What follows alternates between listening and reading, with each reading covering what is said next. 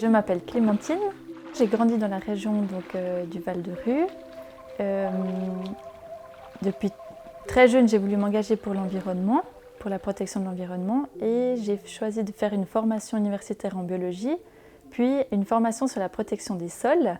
C'est le métier que j'exerce actuellement, mais j'ai voulu m'investir aussi concrètement, localement, dans des actions pour la protection de l'environnement, et c'est comme ça que je suis arrivée à m'engager pour la protection du Seillon et de ses affluents.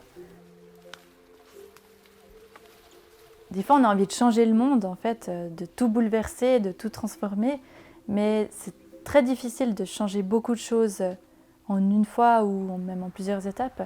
Alors que si on commence peut-être à petite échelle, près de chez nous, avec un environnement qu'on connaît, qui nous tient vraiment à cœur, eh bien c'est là qu'on peut peut-être faire changer le plus en avançant pas à pas, en incluant d'autres acteurs locaux, que chaque personne s'engage pour son petit coin de nature à proximité de chez soi.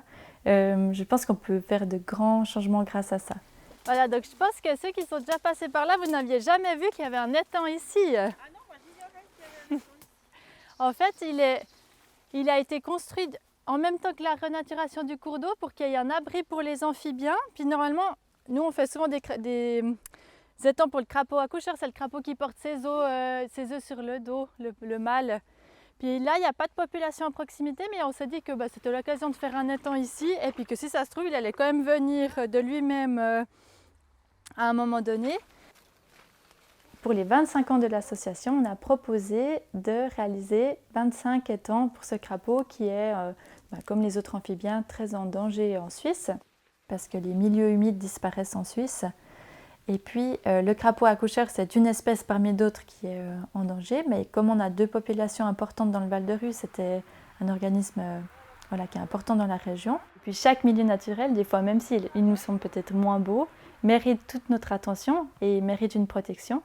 Et puis il ne faut pas oublier que chaque milieu naturel héberge une quantité d'espèces qui dépendent justement des conditions locales, qui s'y installent pour une raison ou qui en partent pour une autre raison.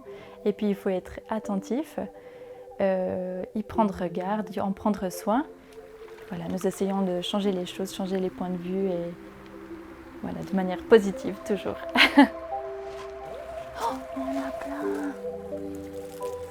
Là, il y en a une. Wow, là, sur la racine.